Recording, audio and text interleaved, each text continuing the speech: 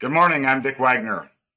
Today I want to dive right into some ideas, suggestions about having the right sales tools. You can insert the word marketing tools in place of the word sales tools, but I think for most everybody here, pretty self explanatory what it is. So, jumping right into some really cool marketing ideas. Right out of the gate, when you have a marketer or you are a marketer and you have a Facebook business page or you have a Twitter account, some extremely popular posts that can be done on a consistent basis where people will start to look forward to them is the ever popular Throwback Thursday, where you post something from probably years ago, many years ago, even. And being an older person, I always chuckle at some of those that I see. Financial Friday has been also quite popular around the country. I know that the SCRT's Facebook page has a Financial Friday posted by Bill Giannone, and there is also a Mad Monday. Pretty much you can be creative, decide what you want as your theme for Mad Monday, and then just remain consistent and follow through. Pinterest, I want to talk about that for just a second. Most people don't realize, but if you have a website that has some pictures and photos, video on it, it's very conducive to posting that kind of or pinning that kind of information onto Pinterest. It's my belief that everybody ought to have a Pinterest account and ought to have boards that they can post varying themes. You could have a board on Pinterest that's a before and after disaster board where you post the before picture when you get there and see the disaster, and then after you've got it all cleaned up and it's all back pristine and nice, take another picture and post that along with it. And those are very popular. I'm going to tell you that I use Pinterest and have had Pinterest for several years, and I have about 1,300 followers monthly, and that's just good exposure. It's free. You should be taking advantage of it. You can also just simply post a picture or a video onto a Pinterest board as well, and they are very well received. It will take you a few months to start getting a following, but once you do, people start expecting it and wanting it and looking forward to it. And why would you do it? Because it's one more touch. It's one more exposure or interaction where prospects and clients see your name or your company name. I also encourage you to use pages to watch on Google and also Google Alerts. Google Alerts is extremely easy to use. Just type in Google Alerts in the Google search bar, it'll take you to it. And then it asks you the series of a half a dozen questions. What do you want to be alerted about? You can have your alert be about a specific competitor. You can have your alert be about water damage or water main break. You could, for example, I had a client a few years ago who knew that the infrastructure, the water and sewer lines in their city were not great. And so they used a Google alert that told them every time there was a water main break in Detroit. I mean, they would get it almost immediately when it hit the web service. And many times they would go right down to the location of that water main break and sign up some jobs. So Google Alerts is free and it's easy. People love contests.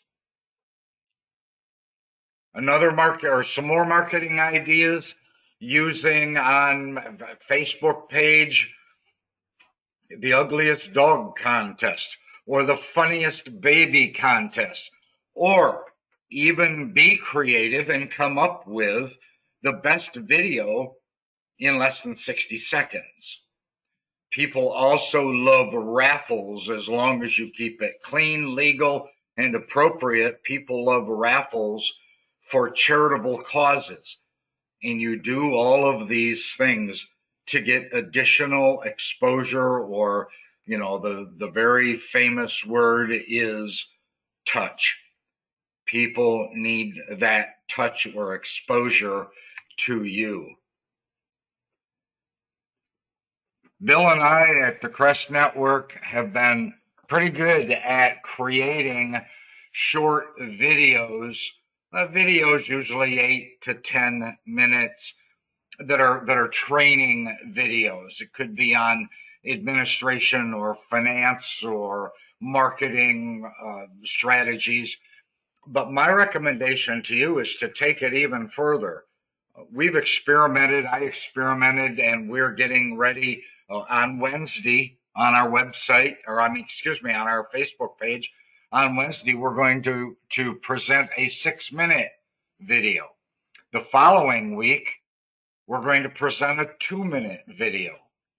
And the reason why we're doing that, and the reason why I'm encouraging you, is everything I read, everything I learn, everything I hear is that short videos are extremely well received. Oddly, a text message or a Facebook post or a Twitter post or tweet with just text is remembered and appreciated 10% of the time. Geez, that's only 1 out of 10. Only 10 out of 100 people actually see it and retain it. But when you post videos, and they say the optimum for a touch is 2 minutes, less than 2 minutes and 20 seconds, actually, the retention rate goes to 65%. That's pretty significant. A couple more fun ideas for marketing. People love lists. Yeah, you do see a lot of political type lists. He did this, he did this, he did this, he did this. And then you have a compelling question or comment at the end. But people like lists because they're easy to read. They can follow them, they grasp them. It's kind of like a checklist. Checklists are popular because you can go right down the line and follow them. Lists generate a lot of interest, and lists make for great education / entertainment. And the new Webster word is edutainment. Try to embrace the concept of edutainment in all of your Facebook posts, all of your tweets, all of your parleys on Parler, all of your Pinterest posts. They're very well received and highly appreciated. And just a couple more. You can also, which we're doing right here in front of you, you can create a very simple webinar, a very simple PowerPoint slideshow presentation, and then present it on Zoom or on GoToMeeting, Citrix, and present it using your voice, and then clicking through the slides just like I'm doing here. And you can create those in 1 minute, 2 minute, 5 minute presentations. This one is probably 45 minutes, but it's a full webinar. But you can do those with your voiceover, and those will convert by using Zoom or GoToMeeting.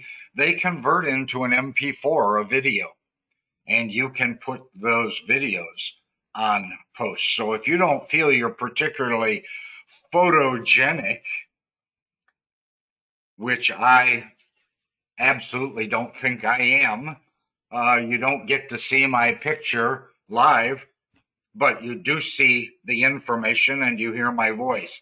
You could create really short but powerful videos using PowerPoint and GoToMeeting on topics like water damage cleanup or mold remediation. You could do things like meet the office staff, and you could actually even do that in the form of a video from your cell phone, or meet the technicians that you have employed, or take your cell phone out and do a actual video of the inside of one of your disaster response vehicles that's nice and clean and fully loaded, ready to go, just like an ambulance. Moving on, the challenge to when to do what, the challenge to keep track of your clients, your prospects, all of your marketing efforts. There's a lot of ways to do it. I'm going to talk about several. First one, as you can see, post it on a whiteboard in your office. It could be a whiteboard calendar where you change the month each month, or it could be a calendar, whiteboard calendar on the wall with a 90-day calendar, 3 months out, and then write in the things that need to be done on those days. That's a great way to help track certain things that need to be done, like Throwback Thursday, put it on every Thursday, or a Financial Friday, write that in on that calendar for each Friday. I highly recommend that you use a CRM. If you're not using a CRM, you're missing the boat big time. I think all of our clients are using a CRM, but you could even, when you have a brainstorm, when you have that brilliant epiphany that pops into your head, what I do is I go to OneNote. I have OneNote on my computer. I pop it open and I type the idea or the thought into OneNote. Or if I'm on a website reading something interesting, I copy and paste that URL link into a OneNote page. And so that it remains there and it's always there for me to go back and refer to. And if I complete it and take care of it, I might delete it from OneNote so it's not cluttering it up. But OneNote is also a great way to keep track of things. And I added in here proper follow-up. One of the things that I have experienced as a coach working with our Crest clients and even years before that with my coaching, I find that an awful lot of marketers fail to follow up. I've talked with marketers that said, oh my gosh, I was at the Chamber of Commerce after hours program last night, And I talk to a mess of people, and I've got 12 business cards. Oh, this is awesome.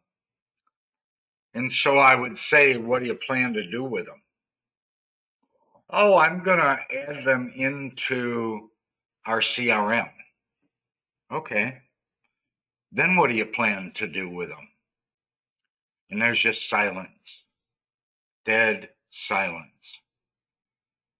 If you're going to go to the trouble of collecting their business cards and then putting them in your CRM, you need to put reminders and to-dos and checklists in there of things that you should do with that client to follow up. Send them a thank you card for the nice chat. Stop by their office. Drop them off of something. Proper follow-up is so critical because it's all wasted effort if you don't, and even more so, many people feel that if you haven't followed up, the interaction at the chamber meeting must not have been a very big deal to you. And that hurts your credibility. Let's talk about what a CRM using it every day can do for your effectiveness.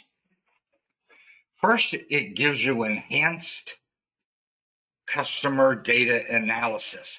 It gives you information. It tells you they're an A candidate or an A prospect or a B or a C, or you can tell you that they're a mean and nasty person. It can tell you that they're very receptive. It can tell you all the information that you can put in there from your interaction and experience with them. It enables you to have more strategic marketing ideas. It enables you to hone in, target specifically what you want to do with those specific clients that you want to interact with. It gives you instantaneous customer data access. You can go to that CRM, type in the customer's name, and it will instantly tell you things that you couldn't necessarily remember. And I've had smart aleck marketers that have said, oh, I remember. I wouldn't forget that. It was a great interaction. But they don't remember. You can only remember a couple dozen details or a couple dozen clients with all those details. You need to use the CRM. By using it, you can have better customer relationships. You can have better client relationships because you are reminded in the CRM of details that you can bring up to them when you talk with them or visit with them, and they are duly impressed. Your social media marketing will work better when you use a CRM because you can see themes and ideas and concepts and areas of weakness and areas of popularity by doing the right queries and searches in your CRM. All of it elevates your credibility. And folks, as marketers, we need credibility. If we don't have credibility, there's really no point in us even going out and talking with clients. Using the CRM enables you to refine your networking opportunities. It can tell you which client or prospect you've not been able to interact with for the past 60 or 90 days, no matter how hard you've tried.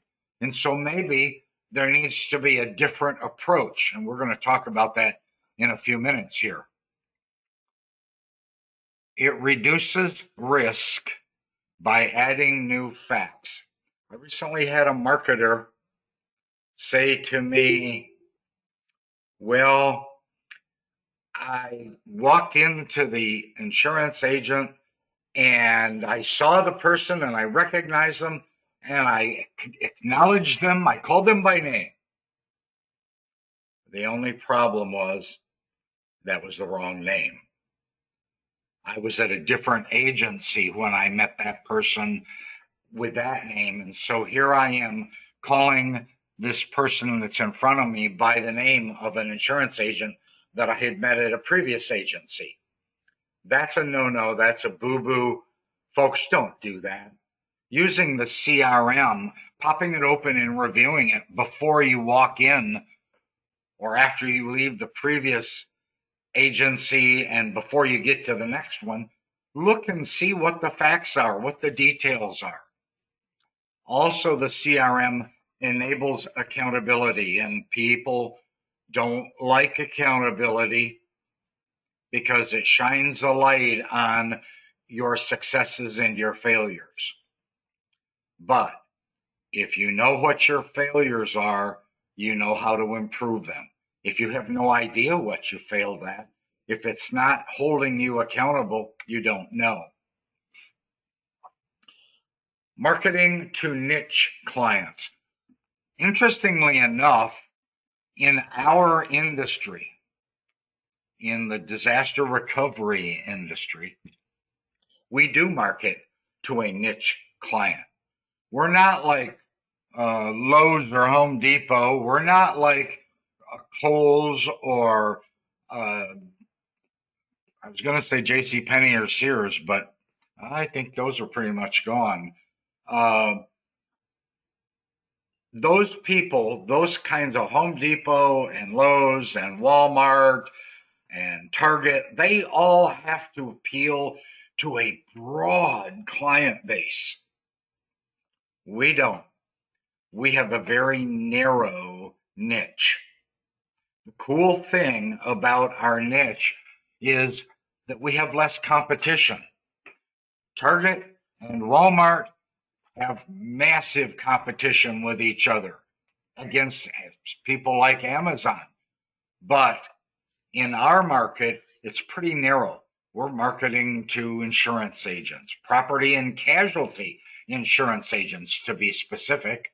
We're marketing to plumbers, maybe some HVAC companies, maybe some carpet cleaning companies, maybe to some general contractors, some property management folks, but it's still very, very narrow. You can count on two hands the majority of the typical everyday residential marketer client opportunities. The cool thing about niche marketing, niche clients, is they can certainly benefit more because you're bringing them a very specific product or service. They're easier to target because it's easy to find them. It's easy to search them out. When you do approach them, I have this one in here and I hesitated even on putting it in here. I said it's easier to be noticed. But I want to point out one thing. If you as marketers are calling on insurance agents, nationally, on a national average, 15, that's 15 marketers a day call on insurance agents. 15. So when I say easier to be noticed, you're probably one of 15 on average. So if you want to be noticed, you better go out of your way to have differentiation, to have personal branding. You better go out of your way to say and do things different than all of those other marketers have been saying and doing.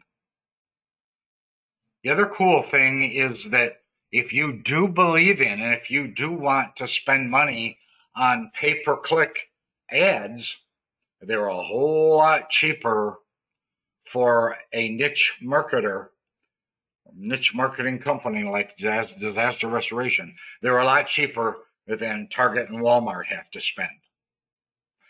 And marketing to niche clients is very proactive. It isn't reactive. You actually can go in and set the stage and prepare them for when they can and should be using you. Reactive is where you rush in to talk to them when you know they just got a claim. Reactive is rarely ever a good thing. An ambulance is reactive. An ambulance hears about the person having the heart attack and they react. It's far better when you are proactive. I've talked about this with my clients many times, but there's a scoring process. A, B, and C is my favorite. There are other versions of how that's done. I have clients that use, A plus, A minus, B plus, B minus, C platinum, and so forth. I think that's just too complicated. I prefer A, B, and C. My philosophy was always A is a client that sent you a job in the last 12 months. B is the client that you think will send you a job. You're pretty sure you're going to convert them. Or maybe they've sent you 1 or 2 jobs, but it's been a year or 2 or 3. And C, just to be clear, C stands for crap. C stands for those that you are almost positive will never, ever send you a job. Why call on them? Why waste your time? The other co-founder of Crest, Bill Giannone, reminded me of what his philosophy was, and I hope, I know he's listening. I hope I can state it correctly. But A is the client that sent you a job in the last 90 days, not being generous like I was and going out 12 months. So you can set the parameters, you can establish how you want your scoring, but if you aren't scoring your prospects, then you have no idea whether you should be calling on them or how often you should be calling on them. Some will never ever do business with you. Those are relegated to C. And by the way, you don't want every prospect because you can't make every prospect happy. And if you can't make them happy and they're constantly at odds with you or your company, that's just a negative. That's the wet blanket that jeopardizes your reputation. Properly qualifying your prospects saves you a lot of time and a lot of money. Remember, you only have 8 hours in the day. And so if you're going to call on 1 or 2 or 3 or 5 clients or prospects rather that aren't ever going to send you any jobs, what's the point? There's no point in going out and visiting them. Spend your time and effort and money on those that you have converted or are very likely to convert. Know when they're lying to you. Get good at knowing when they're simply giving you a line of BS. One of the ways, you call on an insurance agent and have the guts to ask them if they can refer a job to you, and they say, haha, knock on wood, we haven't had any losses. Folks, they're lying to you. Know when to walk away. It's the old classic Kenny Rogers song. Know when to hold 'em and know when to fold 'em. Know when to walk away. You need to get in front of the actual decision maker. Now, interestingly enough, the actual decision maker, I'm sorry, my phone was ringing here. the actual decision maker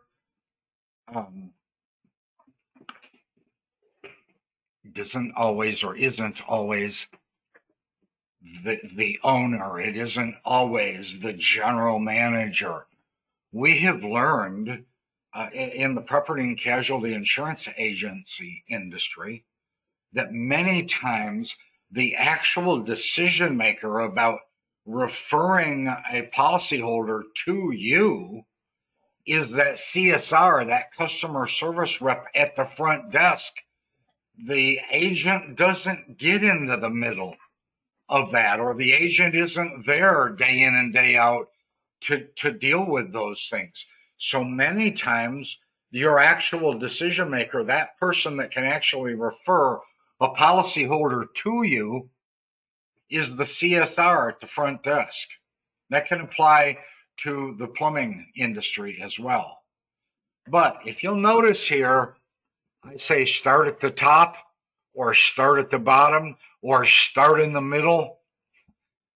I think the point here is there isn't necessarily a right or a wrong. It's up to you to determine who's going to make the referral. Now, if the CSR won't make a referral without the top agent or the principal agent saying, yeah, go ahead and use XYZ agency. They seem like good people. Okay, that's a blessing from the top. But maybe you're calling on plumbers and you're having great unsuccess at getting to the owner of the plumbing company. So you start at the bottom or in the middle with the technicians.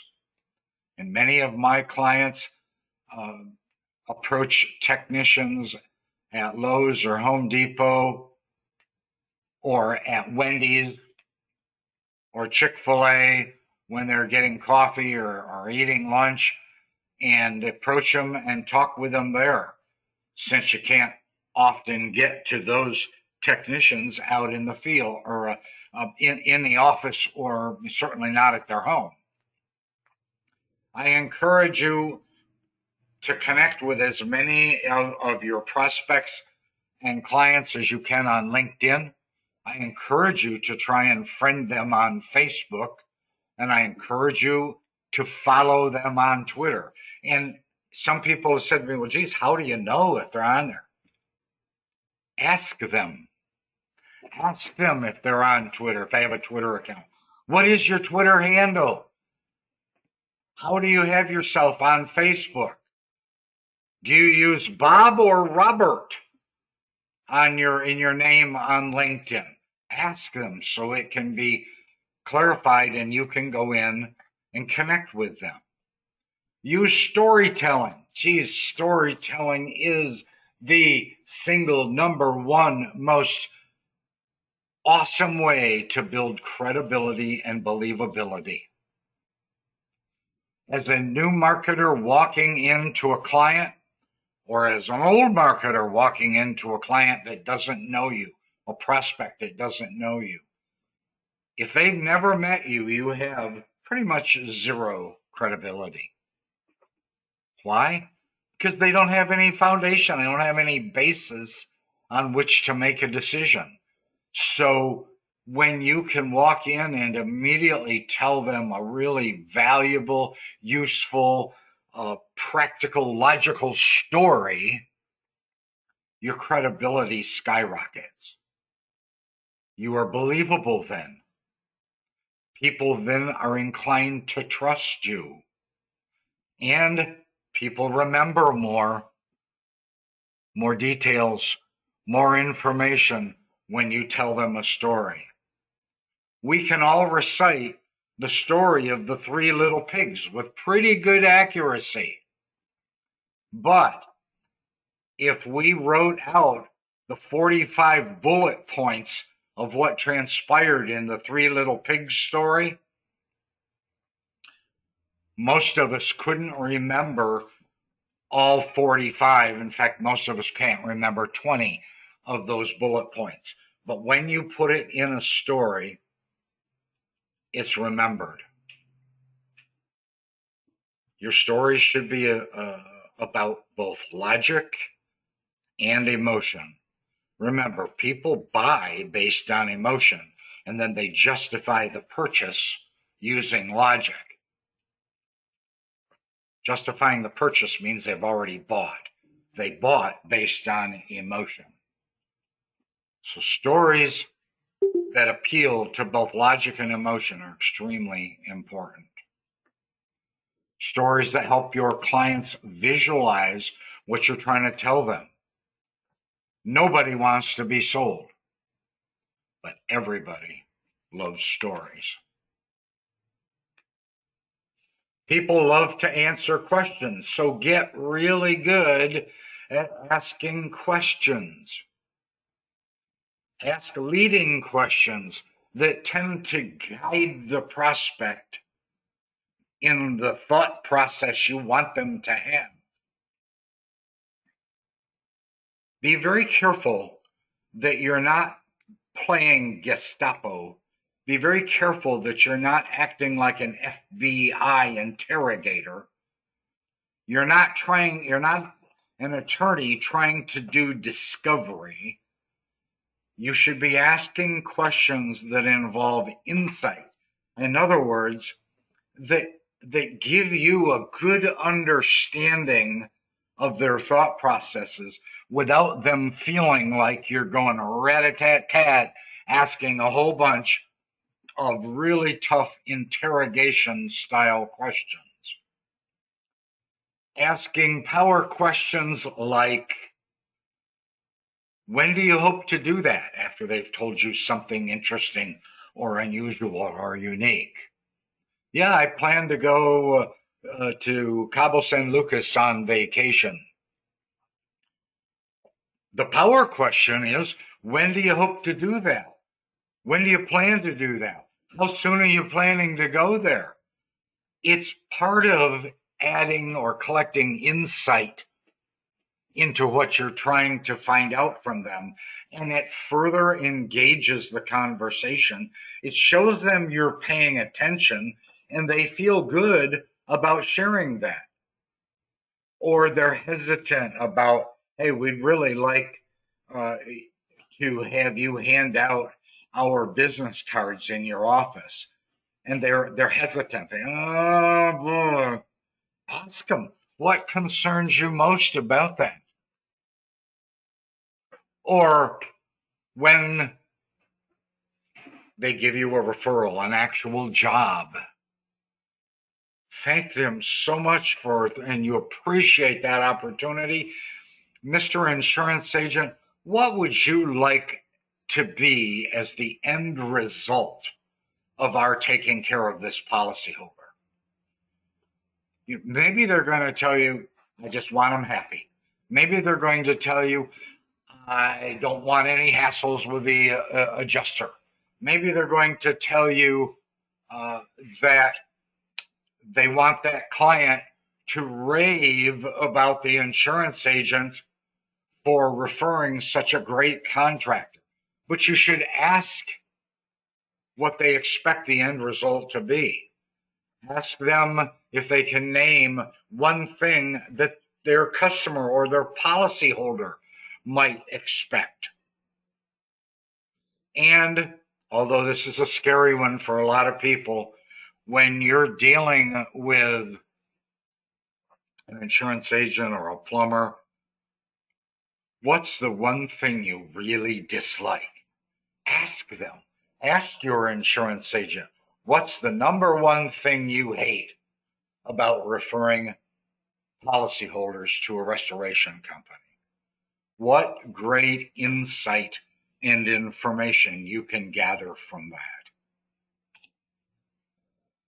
Another major failure is the failure of marketers to ask. ASK.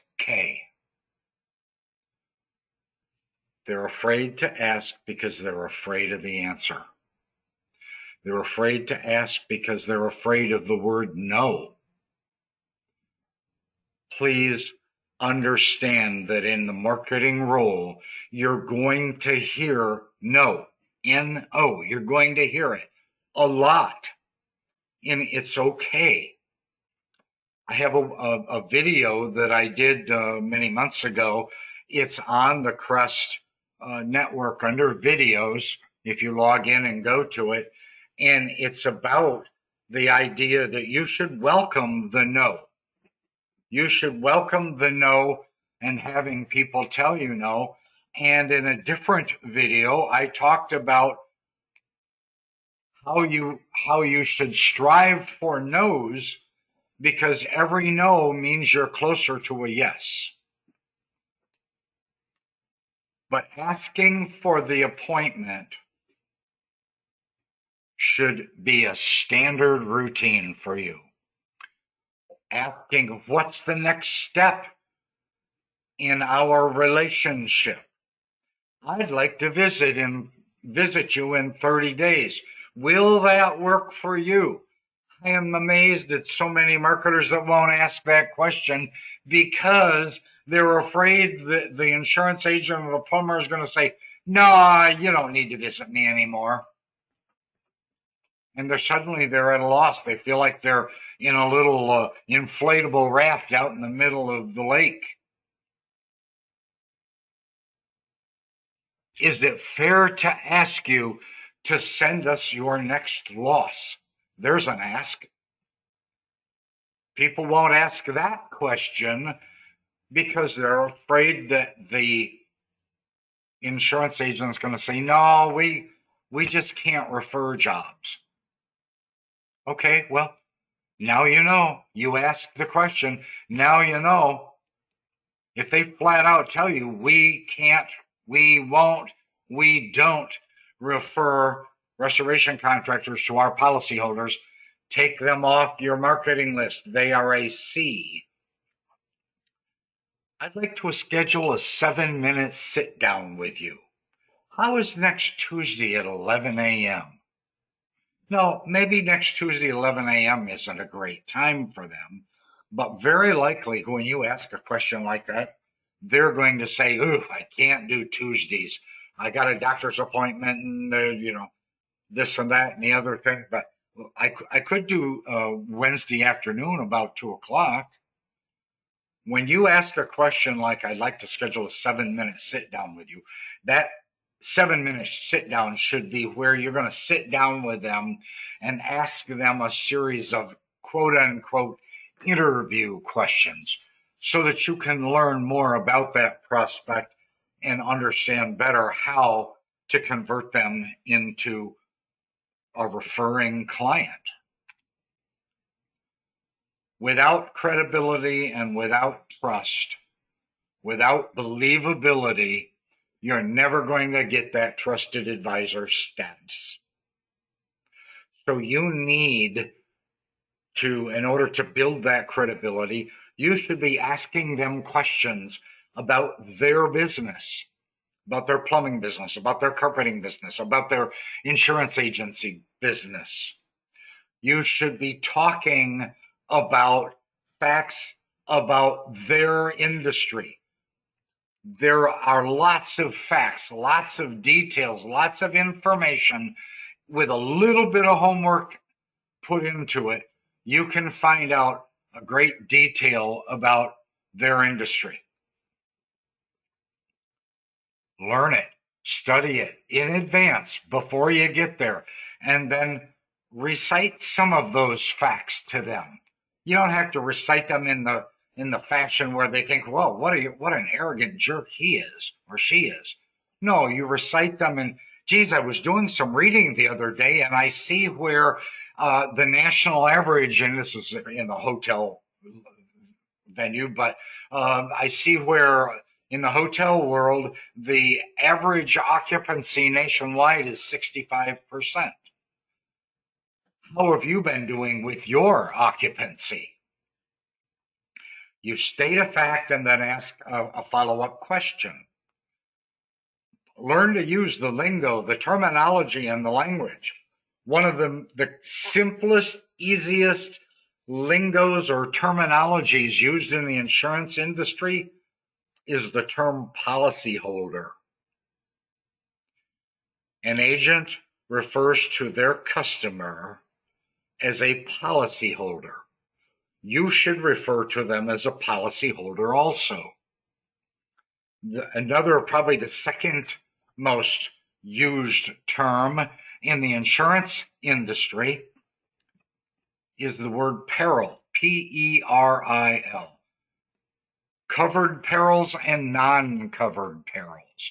A peril is it specified as a covered peril are the things that policy will take care of, will cover in the event that one of those perils happens. Fire damage is a peril. Theft is a peril. Water damage is a peril. The neighbor, where you punch the neighbor in the nose, that's probably not a covered peril. Certainly not under property casualty, maybe. So learn the terminologies and the language of the client you're calling on. Subscribe to Insurance Journal. Subscribe to Claims Journal. Subscribe to Plumber Engineer magazines. Bring them articles and info about themselves and their industry. And clearly and obviously, for anybody that's worked with me for any amount of time, knows that I talk about Maven articles. It's one of the single best, even today, concepts that you can do for your policyholders or your clients. Agents, plumbers, carpet cleaners, doesn't matter. Maven articles enable you to become an authority. Maven articles enable you to become a maven, and the word maven means trusted advisor. It enables you to become a thought leader where people look up to you and search you out and want your thoughts and opinions. It's a great way to bring value by repeating their concerns, their headaches, their issues, so it shows them that you absolutely understand. Listen to what their complaints are. Listen to what their issues or their headaches are, and then bring them some solutions. We've been doing Maven articles for about 10 years. And yes, I've presented the concept of Maven articles to several hundred contractors and marketers. But oddly enough, there are tens of thousands of contractors in the marketplace. So me presenting the concept of a Maven article to a few hundred hasn't made much of a dent with the rest of the world.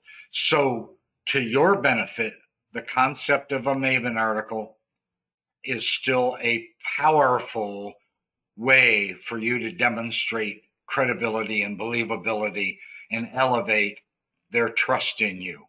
And if I haven't said this, or if you don't know this, on the crestnetwork.com website, if you log in with your username and password, there is a section on Maven articles. There's a whole library of hundreds of Maven articles, all broken down into categories of insurance agent and plumber and so forth. Another important way to engage with your prospects and your clients, and this is whether they're doing business with you or not, ask for a referral. You call on a plumber and they say, I don't know if this is really right for us. I don't know if we're really interested in getting involved in your referral program. That's fine. Accept that and then say, that's entirely up to you. Do you know of another plumber or plumbing company that you could introduce me to that might be okay? getting involved in our referral program. Most of you won't do that, but that is highly effective in two ways. Number one, if they will introduce you to another plumber, that new plumber is 10 times more likely to do business with you. And if they won't or don't introduce you, either way, it starts them thinking, crap, I really should reconsider this referral program they're offering because I don't want my competitors to get all that money. Introductions, actual introductions, not, I don't mean, hey, tell Bob that Joe said to call. I don't mean that kind of an introduction. I mean an actual referral where they're actually introducing you, getting them on the phone and handing the phone to you. Because introductions like that are extremely powerful and they elevate your credibility significantly. Intros do require more effort for that person doing the introducing. So be sure that you thank them appropriately. And once they've actually done the introduction, find a way to give that person that introduced you, find a way to give them a small gift. Put your goals in writing. If your goals aren't in writing, it's in my opinion, but I've heard this said hundreds of times, if they're not in writing, they don't exist. Secondly, if you don't have any written goals, you are going to end up being an underperformer. You're not going to do what your counterparts can do that actually do have goals. Having goals in your head, yeah, that's great. That's wonderful. You'll do 2 or 3 times better in your efforts. But when you have them written down in a notebook, in your CRM, written down and taped to the wall in your office, you will succeed and have incredible success 30 times better. It's been proven over and over. Goals in your head, yeah, you'll do a little better. Written down goals, 30 times better. And I'm talking about not just writing them down and pasting them on your wall. I'm talking about writing them down and carrying them with you on an index card or some other way. Even laminate the index card and carry it in your pocket or your purse or your portfolio. That's powerful. Salespeople that live by goals know where they're headed. You see, without goals, how do you even know what you're expecting to achieve? How do you know what you want to achieve? How do you know if you have succeeded in achieving if you don't have goals and they're not written down? If you don't have the goal, you have no idea where you're headed. You don't know when you get there, and you don't know whether you had success along the way. So, folks, please write them down. Thanks for watching. I hope you enjoyed the right sales tools. It will be on the website later this afternoon if you want to review it or pass it on to one of your marketers. I'm Dick Wagner on behalf of the Crest Network. Thanks so much for watching. Bye-bye.